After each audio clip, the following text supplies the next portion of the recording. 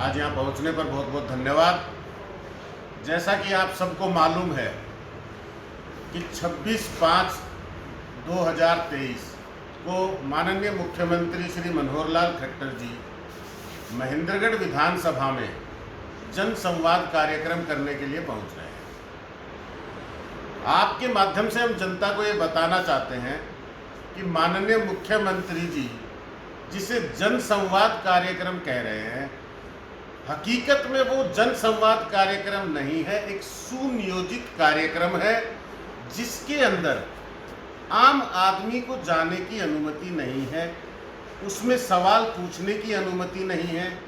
वहाँ पे वही व्यक्ति नियम और शर्तों को जो मान सकता है, जो सरकार के सामने सरकार के कामों की बड़ाई कर सकता है और मुख्यमंत्री के पहुंचने से मुख्यमंत्री के विदा होने तक सिर्फ तालियां बजा के उनका सम्मान कर सकता है, ऐसे ही व्यक्तियों को वहां पे शामिल होने दिया जा रहा है।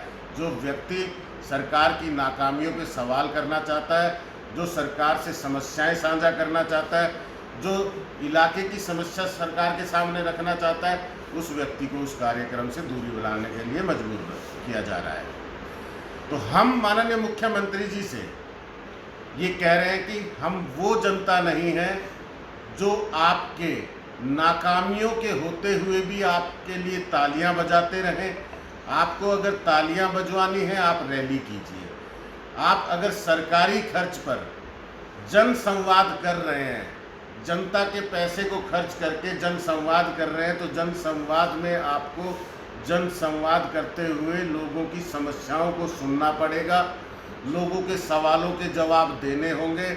और हम आम आदमी पार्टी के लोग ये सुनिश्चित करेंगे कि जितनी भी इलाके की समस्याएं हैं, जितनी भी आपकी सरकार में इस इलाके ने जो झेला है, उस पे आपकी जवाबदेही सुनिश्चित की जाए। तो मैं आपके सामने इलाके की, आज आपने एक मीडिया में माननीय मुख्यमंत्री जी ने कहा था कि विपक्ष के लोग जो हैं वो जन संवाद कार्यक्रम में ना पहुँचे और प्रेस के माध्यम से, मीडिया के माध्यम से वो अपने सवाल रखें ताकि माहौल जो है जन संवाद का बना रहे। तो एक प्रयास आज आपके माध्यम से हम माननीय मुख्यमंत्री जी से कर रहे हैं कि कुछ सवाल हमारे हैं क्षेत्र की समस्याओं को लेके, क्षेत्र की मांगों को लेके। उन सवालों का जवाब अगर माननीय मुख्यमंत्री जी अपने यहाँ पहुँचने पर दे देते हैं तो हम कोशिश करेंगे कि हम जन संवाद कार्यक्रम में ना पहुँचे। लेकिन अगर वो जवाब आपने उस आने से पहले नहीं दिए और जन संवाद कार्यक्रम तक आप पहुँच गए, तो फिर हमारा प्रयास यही होगा कि हम वहाँ पहुँच के आपसे सवाल करें। तो मैं आपको एक एक करके सारी समस्याएं बता देता हूँ।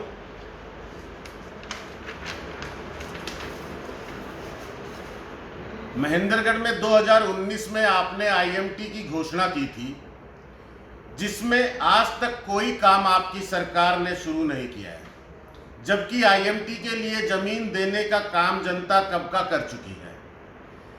हमें उम्मीद थी कि आप खुडाना में भी जनसंवाद करेंगे और ये चर्चाएं भी चल रही थी कि आप खुडाना में जनसंवाद करेंगे, लेकिन आईएमटी की घोषणा आपने की, काम आपने नहीं किया और जन संवाद भी अब आप वहाँ नहीं कर रहे। तो हमारा सवाल है कि पिछली योजना में चुनाव से पहले आपने ये वादा किया था, फिर आज तक काम शुरू क्यों नहीं किया गया? क्या ये एक चुनावी मुद्दा है आपकी नज़र में? दूसरा सवाल हमारा है Dadri Mahendragarh Narnaul state highway 148B को लेकर। स्टेट हाईवे 148B 2009 में कांग्रेस ने 4 लेन करने के लिए प्रस्ताव जारी किया था। उसके बाद आपकी सरकार ने आके उसे नेशनल हाईवे का तबका दिया। उसके बाद आपकी सरकार ने ही उसे वापस स्टेट हाईवे किया और आज उस पे काम चल रहा है, काम शुरू किया गया है। तो हमारा ये सवाल है आपसे कि इसको नेशनल हाईवे से वापस स्टेट हाईवे क्यों बनाया गया? और 9 वर्षों तक आपके राज में महेंद्रगढ़ की जनता की मांग ये बार बार उठती रही कि हमारे इलाके की ये मुख्य सड़क है और ये बिल्कुल जर्जर हालात में है। तो लगातार 9 साल तक आपने इसकी सुध क्यों नहीं ली? लोगों को अपने पूरे कार्यकाल में आपने मजबूर क्यों रखा कि वो ऐसी ही सड़क पे चलते रहे और हादसों को देखते रहे। तीसरा सवाल हमारा ये है कि महेंद्रगढ़ में जिला मुख्यालय करवाने की मांग को लेकर, मुख्यालय यहाँ स्थापित करवाने की मांग को लेकर लगातार यहाँ की जनता धरना कर रही है, प्रदर्शन कर रही है, अनशन भी कर रही है, मांग भी रख रही है, ज्ञापन भी दे रही है। और आपके नेता ने चुनाव में ये वादा भी यहाँ की जनता से किया था कि अगर भारतीय जनता पार्टी की सरकार बनती है तो महेंद्रगढ़ में जिला मुख्यालय को स्थापित किया जाएगा। ये नाम का जिला नहीं रह जाएगा, असल में महेंद्रगढ़ को जिले का दर्जा दिला जाएगा। तो आज तक आपकी सरकार ने किसी भी प्रकार का कोई भी काम महेंद्रगढ़ को उसका हक देने के लिए नहीं किया। इस पर हम आपसे जवाब मांग रहे हैं, इस पर हम आपसे सवाल पूछ रहे हैं। चौथा सवाल हमारा ये है कि महेंद्रगढ़ में 6 करोड़ की लागत से आज से 2.5 साल पहले सब डिपो बन के तैयार हुआ था। आज तक हरियाणा रोडवेज के उस सब डिपो को जनता की सेवा में शुरू नहीं किया गया है। क्या मजबूरियां हैं जो 6 करोड़ रुपए की लागत लगाने के बाद भी जो चीज़ बनकर तैयार है वो आज तक आपने जनता के लिए शुरू नहीं की है। ये हमारा सवाल है मुख्यमंत्री जी, इसका भी जवाब आप दीजिएगा। महेंद्रगढ़ नागरिक अस्पताल को 100 बेड करने की घोषणा आपकी सरकार ने पिछली योजना में की थी, जिसका कार्य आपने इस योजना में शुरू किया है, जिसे अब पूरा होकर 2023 में जनता को समर्पित करने का वादा आपने किया था। लेकिन आज तक नागरिक अस्पताल की बिल्डिंग भी बन के तैयार नहीं हुई है, तो वो जनता की सेवा में समर्पित होने की तो बात बहुत दूर अब नज़र आ रही है। तो इसके बारे में भी आप जवाब दीजिएगा कि क्यों महेंद्रगढ़ के नागरिक अस्पताल का कार्य अब तक पूरा नहीं हुआ, किन कारणों से लंबित रहा, और क्यों यहाँ के नागरिक अस्पताल में व्यवस्थाओं की कमी है, डॉक्टरों की कमी है, स्टाफ की कमी है, क्यों महेंद्रगढ़ की जनता को रोज़ इनका अभाव और इस अव्यवस्था से जूझना पड़ता है और इसको भुगतना पड़ता है। इसका जवाब मुख्यमंत्री जी आप जरूर दीजिएगा। अगला सवाल हमारा है, सरकारी स्कूल और कॉलेज में व्यवस्थाओं के अभाव के चलते महेंद्रगढ़ के लोग मजबूरन प्राइवेट स्कूल, प्राइवेट कॉलेजों का रास्ता देख रहे हैं, लाखों रुपए की फीस की अदायगी कर रहे हैं। क्यों नहीं आपकी सरकार ने महेंद्रगढ़ में अच्छे स्कूल, गुणवत्तापूर्वक शिक्षा और अच्छी शिक्षा के कोई प्रावधान आपने यहाँ शुरू किए? क्यों नहीं कोई स्कूल आपने यहाँ बनाया? क्यों नहीं कोई कॉलेज आपने यहाँ बनाया? लगातार 9 साल का आपका राज रहा है, एक भी अच्छा स्कूल, एक भी अच्छा कॉलेज आपने नहीं बनाया, और जनता को आप मजबूर कर रहे हैं कि वो भारी फीस अदा करके शिक्षा ग्रहण करें और करवाएं। अगला सवाल हमारा आपका महेंद्रगढ़ नगर पालिका को लेकर है कि महेंद्रगढ़ नगर पालिका की सड़कों का बुरा हाल है। पिछले जब से आपकी सरकार आई है सन 2014 से और फिर दूसरी योजना 2019, दोनों वक्त आपके समर्थन से नगर पालिका में प्रधान रहे हैं। बीच में आपने शून्य कार्यकाल भी रखा है जिसमें अफसरशाही रही है।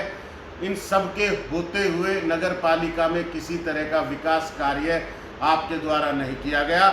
लगातार लोगों ने आवाज़ उठाई, अपनी मांग रखी कि नगर पालिका में सड़कें अच्छी हो जाएं, किसी तरह सीवर अच्छे हो जाएं, लेकिन लोगों को मजबूरन उन्हीं खस्ता सड़कों पे चलना पड़ा है, जाम को देखना पड़ा है, अव्यवस्था को देखना पड़ा है। नगर पालिका में जो जनता काम करवाने के लिए जाती है, तो आपकी नगर पालिका में किसी भी प्रकार के काम जनता के नहीं होते, लोगों को चक्कर काटने पड़ते हैं। लोगों ने नारे लगाए, विरोध किया, प्रदर्शन किया, ज्ञापन दिया, लेकिन एक भी सुनवाई आज तक आपकी तरफ से नहीं हुई। इसके बारे में आप हमें जवाब दीजिएगा। आज नगर पालिका पे भ्रष्टाचार के गंभीर आरोप लगे हुए हैं, बहुत गंभीर आरोप। लोगों ने इसके लिए विरोध प्रदर्शन किया है। इसमें क्या कार्यवाही आपकी सरकार कर रही है?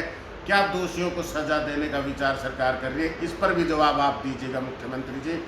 सवाल बहुत हैं और आने वाले समय में हम पूछेंगे भी और पूछते रहेंगे, लेकिन इस बार हम आपसे ये जो सवाल पूछ रहे हैं, इस जन संवाद से पहले हम चाहते हैं कि आप इनका जवाब जरूर दें, ताकि हम समझें कि आप वाकई समस्याएं सुनना चाहते हैं और समस्याओं का हल निकालना चाहते हैं। आपने जो घोषणा पत्र जारी किया था 2019 में, उस घोषणा पत्र का आज 10% हिस्सा भी आपकी सरकार पूरा नहीं कर पाई है।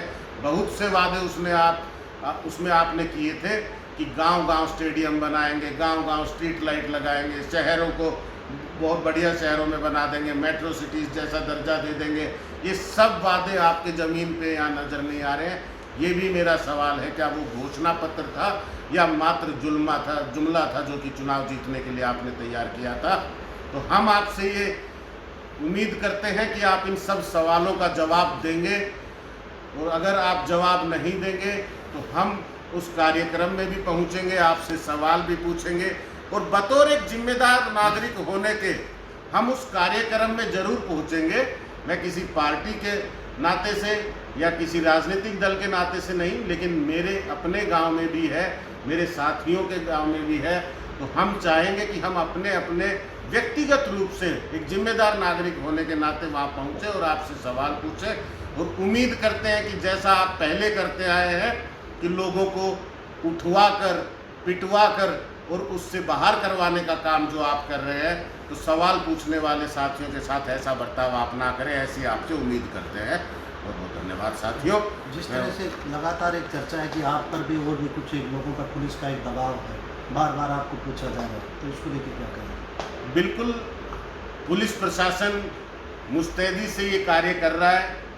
जितने भी सक्रिय साथी हैं जो सरकार के लिए तालियां नहीं बजा सकते, सरकार के लिए वाहवाही नहीं कर सकते, जो जनता की समस्याओं को उठाना चाहते हैं, जो यहाँ के मौजूदा हालातों पे बात करना चाहते हैं, उन लोगों को प्रशासन कॉल कर रहा है, संपर्क कर रहा है और कह रहा है कि भाई आपसे मुख्यमंत्री जी की सुरक्षा में खतरा है, तो आप इस कार्यक्रम में नहीं जा सकते हैं, आप इस कार्यक्रम से दूरी बनाएं। हम कोशिश कर रहे हैं कि हम उनको भरोसा दें कि हमसे किसी प्रकार का कोई खतरा नहीं है। हम जनहित में और मौजूदा हालातों पे सवाल पूछेंगे। किसी प्रकार की कोई अव्यवस्था मुख्यमंत्री जी की सुरक्षा में हमारे किसी कार्य से नहीं होगी, ऐसा हमने उनको भरोसा दिलाया और हम पूरा विश्वास दिलाते हैं कि ऐसा नहीं होगा। हम जाएंगे, सवाल पूछेंगे। अगर फिर भी हमें नहीं जाने दिया जाता तो फिर ये कोई जनसंवाद नहीं है, ये एक सुनियोजित कार्यक्रम है जिसमें मुख्यमंत्री जी के नाकामियों को ढकने का काम किया जा रहा है। ये साफ हो जाएगा। जिस तरह से आपने बताया कि आपको रोकने का प्रयास कर रहे हैं, अगर आप नहीं जा पाते, आपको रोका जाता सवाल पूछने, तो जनता से क्या अपील आती, जनता को क्या कहेंगे? देखिए, किसी भी जन संवाद को अगर सार्थक बनाना है तो जिस कार्य से आप सरकार के खुश हैं उसका धन्यवाद करने के लिए आप पहुँचे। जो शिकायत आपको सरकार से है वो सवाल आप सरकार से करने के लिए पहुँचे। हर कार्यक्रम का एक हिस्सा है, उसके अच्छे की तारीफ होनी चाहिए और उसके बुरे का सवाल पूछा जाना चाहिए। सरकार की जवाबदेही सुनिश्चित करनी चाहिए। तो मैं महेंद्रगढ़ की जनता से ये अपील करता हूँ कि आप इस कार्यक्रम का भरपूर फ़ायदा उठाएं, इसको व्यर्थ न जाने दें। आज मुख्यमंत्री जी आपके दरवाजे पे आए हैं तो कुछ अच्छा किया है तो धन्यवाद कीजिए, और अगर आपने बुरे दिन देखे हैं, आपको तकलीफ़ हुई है 4 साल में, 9 साल में, तो आज वो वक्त आ गया है जब आप सवाल पूछ सकते हैं कि माननीय मुख्यमंत्री जी, हमने भरोसा दिया था, हमने विश्वास जताया था आपकी सरकार में, और आपने हमारे साथ क्या किया पूरे 9 साल में, वो आपके सामने है। आज मेरे गांव में कोई सुविधा आपने अगर उपलब्ध कराई तो मैं आपका धन्यवाद करता हूँ, और नहीं कराई तो वादा खिलाफी के लिए आपसे सवाल पूछता हूँ कि क्या मंशा आपकी रही, क्यों मेरे इलाके के साथ आपने भेदभाव किया। ऐसा सवाल आप पूछेंगे तब आप एक जागरूक नागरिक बनेंगे और तब ही कोई सरकार आपके इलाके में विकास करेगी।